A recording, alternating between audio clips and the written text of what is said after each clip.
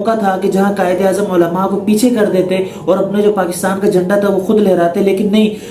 قائد اعظم نے مولانا شبیر احمد عثمانی رحمۃ اللہ علیہ کا انتظار کیا کہ میں اس پاکستان کا جھنڈا خود نہیں لہراؤں گا، بلکہ میں ان حضرات کے ذریعے اس جھنڈے اس ملک کی بنیاد رکھنا چاہتا ہوں۔ قائد اعظم نے ایک دفعہ کہا تھا کہ بر صغیر کے ایک علماء، ایک عالم، وہ ایسی شخصیت ہمارے ساتھ کھڑی ہے کہ تمام بر صغیر کی نظریں اس شخصیت پہ لگی ہوئی ہیں، اور وہ شخصیت ایسی ہے کہ اس کا علم علیحدہ رکھ دیا جائے، پورے بر صغیر کا علم ایک طرف رکھ دیا جائے تو اس شخصیت کا جو علم ہے وہ تمام کے تمام بر صغیر کے علم پر بھاری ہوگا۔ آپ کو فیصلہ نہ کریں، بلکہ آپ خود ایک فیصلہ کرنے والے بنیں، آپ خود کتابوں کا مطالعہ کریں، آپ کو خود پتہ لگے گا کہ کون حق پر تھا اور کون سچ پر تھا۔ لوگوں سے سوال کرتا ہوں جو کہ تحریک آزادی پاکستان کے بارے میں کہتے ہیں کہ علماء نے کردار ادا نہیں کیا، آپ حضرت آزادی ہند میں چلے جائیں، وہاں پر ہمارے علماء آپ کو شہید ہوتے نظر آئیں گے، اور کتنے علماء ایسے ہیں کہ جنہوں نے اپنے بچوں کو یتیم کرایا، اور کتنے علماء ایسے ہیں کہ جنہوں نے اپنی بیویوں کو بیوہ کرایا۔ یہ صرف اور صرف ایک آزادی کی جنگ ہے کہ بھئی علماء نے تو پاکستان بننے کی مخالفت کی تھی،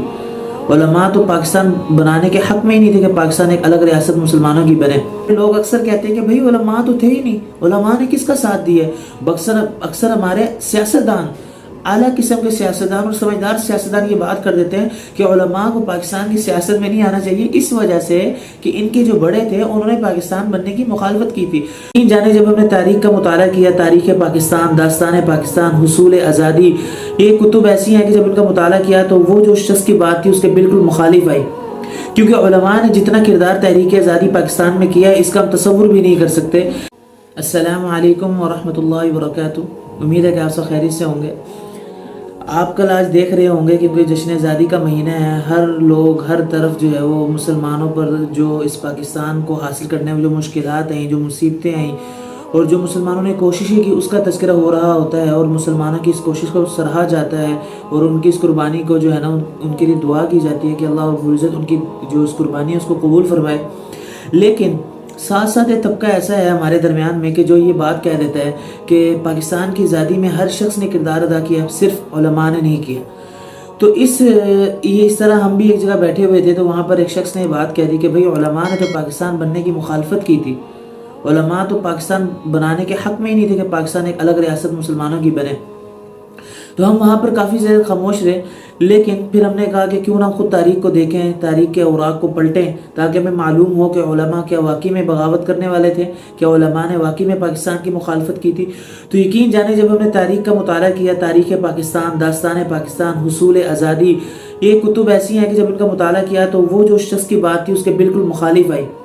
کیونکہ علماء نے جتنا کردار تحریک آزادی پاکستان میں کیا ہے اس کا ہم تصور بھی نہیں کر سکتے۔ اور آپ تحریک آزادی پاکستان کی بات کر رہے ہیں، آپ اس سے تھوڑا سا پیچھے جائیں کہ جب 16ویں صدی میں انگریز جب ہماری مسلمانوں کی سلطنت میں داخل ہوا، بر صغیر میں داخل ہوا، تو اس نے تجارت شروع کی، لیکن یہ 100 سال تک تجارت بھی کرتا رہا اور ہمارے ایمان پر ڈاکہ بھی ڈالتا رہا۔ تو 17ویں صدی کے شروع میں تقریباً یہ بر صغیر پر قابض ہو چکا اور اس نے اپنا ظلم کرنا شروع کر دیا، اور یہ ظلم کی ایسی داستانیں ابھی تاریخ کی کتابوں میں موجود ہیں کہ جو بیان کرنا بہت مشکل ہے۔ تو 1700 میں جب اس نے اپنی حکومت قائم کی اور مسلمانوں پر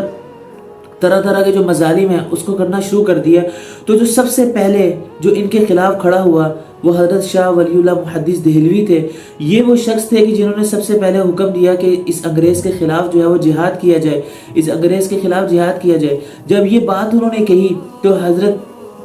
مولانا سید احمد شہید اور مولانا سید اسماعیل شہید رحمہ اللہ یہ وہ شخص ہیں کہ جو اس فتوے کے اوپر عمل کرنے کے لیے کھڑے ہوئے اور انگریز کے خلاف جہاد کا اعلان کیا، اور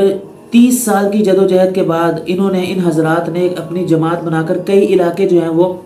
اپنے مسلمانوں کی یعنی کہ اسلامی ریاست میں شامل کیے، اور بالآخر بالا کوٹ کے مقام پر جا کر یہ دونوں حضرات شہید ہوئے۔ اور اگر آپ آج بھی وہاں جائیں تو آپ کو ان کی قبریں وہاں پر موجود ملیں گی، جو کہ اس بات پر دلالت کر رہی ہوں گی، جو اس بات کو کہہ رہی ہوں گی کہ ہم وہ شخص ہیں کہ جنہوں نے پاکستان کی آزادی سے پہلے آزادی ہند کے لیے ہم نے قربانیاں دی۔ تو میں ان لوگوں سے سوال کرتا ہوں جو کہ تحریک آزادی پاکستان کے بارے میں کہتے ہیں کہ علماء نے کردار ادا نہیں کیا، آپ حضرت آزادی ہند میں چلے جائیں، وہاں پر ہمارے علماء آپ کو شہید ہوتے نظر آئیں گے، اور کتنے علماء ایسے ہیں کہ جنہوں نے اپنے بچوں کو یتیم کرایا، اور کتنے علماء ایسے ہیں کہ جنہوں نے اپنی بیویوں کو بیوہ کرایا۔ یہ صرف اور صرف ایک آزادی کی جنگ تھی جس کی وجہ سے علماء اپنے آپ ہی قربانیاں پیش کر رہے تھے۔ تو یہ تھی علماء کی وہ داستانیں کہ جو کہ آزادی ہند کی تھی۔ تو جب پاکستان کا معاملہ آیا کہ پاکستان میں جو ہے پاکستان کو بنایا جائے، الگ ریاست قائم کی جائے، تو وہاں پر ہمارے لوگ اکثر کہتے ہیں کہ بھئی علماء تو تھے ہی نہیں، علماء نے کس کا ساتھ دیا ہے؟ اکثر ہمارے سیاستدان،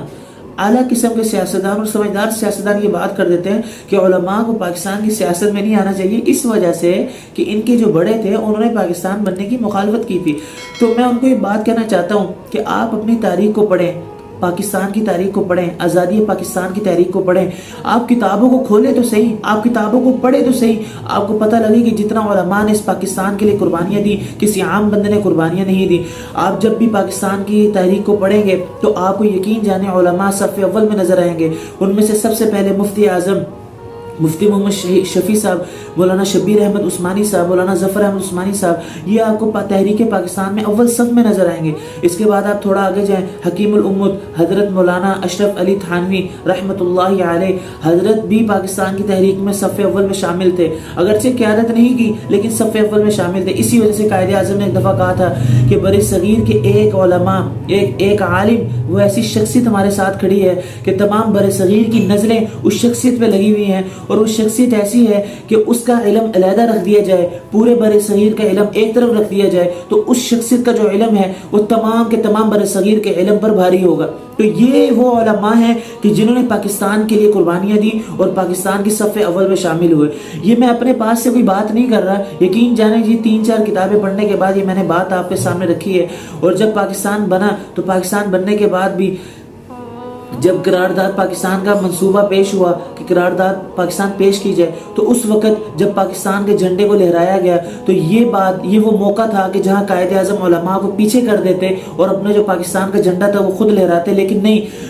قائد اعظم نے مولانا شبیر احمد عثمانی رحمۃ اللہ علیہ کا انتظار کیا کہ میں اس پاکستان کا جھنڈا خود نہیں لہراؤں گا، بلکہ میں ان حضرات کے ذریعے اس ملک کی بنیاد رکھنا چاہتا ہوں، اس ملک کے جھنڈے کو لہرانا چاہتا ہوں، جو کہ صراحت اس بات پر دلالت کرتی ہے کہ علماء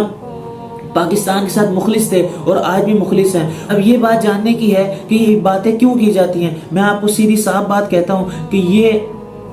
ایک پروپیگنڈا کے تحت کی جاتی ہیں تاکہ دینی طاقتیں اور جو ہماری ریاستی طاقتیں ہیں یہ ایک دوسرے کے مخالف ہو جائیں۔ آج فوج کو بھڑکا دیا جائے، ادھر علماء کو بھڑکا دیا جائے، اور ادھر جو ہے وہ پولیس کو بھڑکا دیا جائے، اور ادھر جو ہے علماء کو بھڑکا دیا جائے، تاکہ یہ دونوں ایک دوسرے کے منتشر ہو جائیں۔ کیونکہ جب آپ فوج، ہمارے جو ادارے ان کو آپ جب یہ بات کہیں گے کہ علماء نے تو ساتھ نہیں دیا تو وہ ہمارے مخالف ہو جائیں گے، اور علماء کو آپ کہیں گے کہ فوج نے ہمارا ساتھ نہیں دیا، پولیس نے ہمارا ساتھ نہیں دیا، ہمارے اداروں نے ہمارا ساتھ نہیں دیا، تو علماء اس کے مخالف ہو جائیں گے، تو پاکستان بد امنی کا شکار ہو جائے گا۔ دیکھیں یہ تمام بات ایک سوزی سمجھی سازشی ہوتی ہیں کہ جن کے ذریعے عوام کو گمراہ کیا جاتا ہے۔ ہمارا المیہ یہ ہے کہ جب ہم کسی بات کو سنتے ہیں فوراً اس بات پہ یقین کر لیتے ہیں۔ اب جس طرح ہمارے سامنے بات رکھی، ہم نے اس کو جواب نہیں دیا، ہم نے کتابیں پڑھی باقاعدہ آ کر، اسی طرح میں آپ سے گزارش کرتا ہوں جب کوئی شخص کوئی بھی بات کرے اس کی تحقیق کر لیں۔ کوئی شخص اگر یہ کہے کہ عمران خان اچھا ہے تو عمران خان کی اچھائیوں کو پڑھے، اور کوئی کہے عمران خان برا ہے، عمران خان کی برائیوں کو پڑھے۔ کوئی کہے مولانا فضل الرحمان صاحب اچھے ہیں، ان کی اچھائیوں کو پڑھے۔ کوئی کہے مولانا فضل الرحمان صاحب برے ہیں تو ان کی برائیوں کو پڑھے۔ آپ دوسروں کی رائے پہ اپنے آپ کو فیصلہ نہ کریں، بلکہ آپ خود ایک فیصلہ کرنے والے بنیں۔ آپ خود کتابوں کا مطالعہ کریں، آپ کو خود پتہ لگے گا کہ کون حق پر تھا اور کون سچ پر تھا۔ تو امید ہے کہ یہ ویڈیو آپ کو پسند آئی ہوگی، اور علماء کے خلاف جو باتیں کرتے ہیں ان کے لیے میری ویڈیو کافی ہوگی۔ انشاءاللہ ایسی ویڈیو لے کے آپ کے خدمت میں حاضر ہوتے رہیں گے۔ اگلی ویڈیو تک کے لیے اجازت دیجیے۔